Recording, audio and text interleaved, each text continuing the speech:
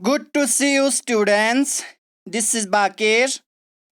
Welcome to the sixth lecture of Print Culture and the Modern World.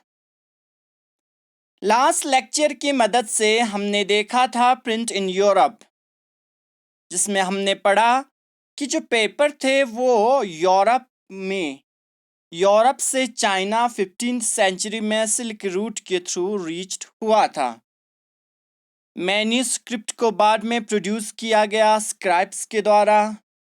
Marco Polo एक great explorer थे। उन्होंने would block printing system को Italy में introduce किया first time. Would block printing system में क्या था? Would letters होते थे जिनके ऊपर इंक अप्लाई किया जाता था, फिर पेपर के साथ रफ किया जाता था, जिससे जो अल्फाबेट्स थी वो पेपर पर प्रिंट होते थे। तो जो ये वुड ब्लॉक प्रिंटिंग सिस्टम थे, ये लोगों की डिमांड को धीरे धीरे, जिस तरह से डिमांड बढ़ रहे थे उस तरह से पूरा नहीं कर पा रहे थे। क्वेश्चन आता है कि क्या उस time mechanical printing system invent हुई? Absolutely right students. John Gutenberg एक गोल्डस्मिथ, जर्मन गोल्डस्मिथ था। उन्होंने मैकेनिकल प्रिंटिंग सिस्टम को इन्वेंट किया। He used the idea of olive press, his knowledge and technology.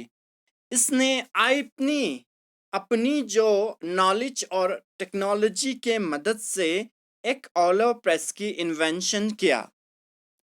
By 1448 he perfected the system, और 1448 में इसने इस सिस्टम को बहुत ज़्यादा परफेक्ट बनाया। By 1455 he print 180 copies of Bible, और 1455 तक इसने 180 कॉपीज जो है बाइबल के प्रिंट किए। इसका मतलब ये हुआ कि जो जॉन गॉटेनबर्ग ने जो मैकेनिकल प्रिंटिंग सिस्टम की इन्वेंशन किया था वो काफ़ी हद तक कामयाब रही। क्वेश्चन आता है कि मैकेनिकल प्रिंटिंग सिस्टम से जो बुक प्रिंट किए गए उनके क्या क्या फीचर्स थे। द न्यू बुक, यानी कहने का ये मतलब है कि जो मैकेनिकल प्रिंटिंग सिस्टम से जो बुक प्रिंट किया गया उनके क्या पार्टिकुलर फीचर्स थे।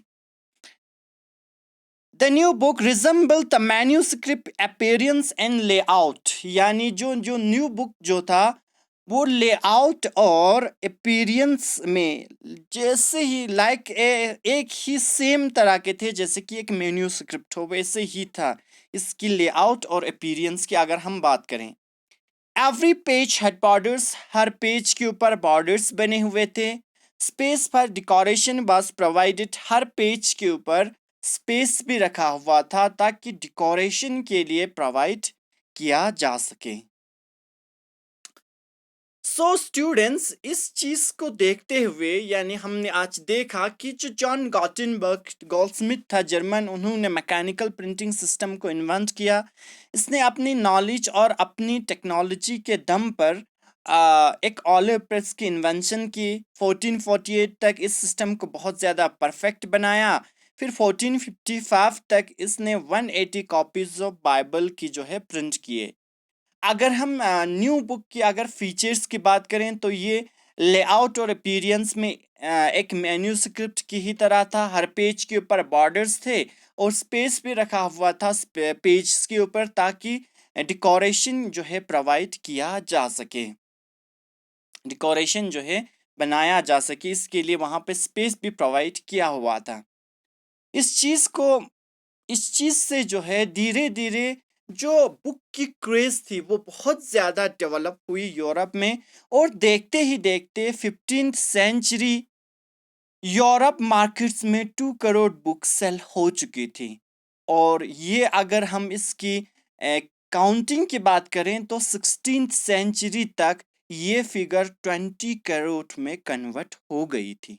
कहने का मतलब है कि 15th सेंचुरी तक सिर्फ 2 करोड़ लोगों ने बुक्स खरीदा और बुक सेल हो चुका था, और 16th सेंचुरी तक ये आंकड़ा बढ़कर फिगर जो है 20 करोड़ तक हो गई थी।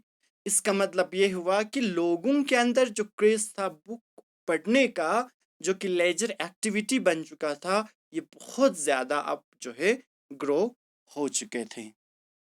सो स्टूडेंट्स, हम आज के लेक्चर यहीं पे स्टॉप कर रहे हैं। नेक्स्ट लेक्चर में हमारा टॉपिक होगा the print revolution and its impact. Students, आप सबको कोई भी क्वायरीज, कोई भी डाउट, कुछ पूछना है तो आप किसी भी प्लेटफॉर्म के ऊपर मुझसे पूछ सकते हैं। Thank you so much.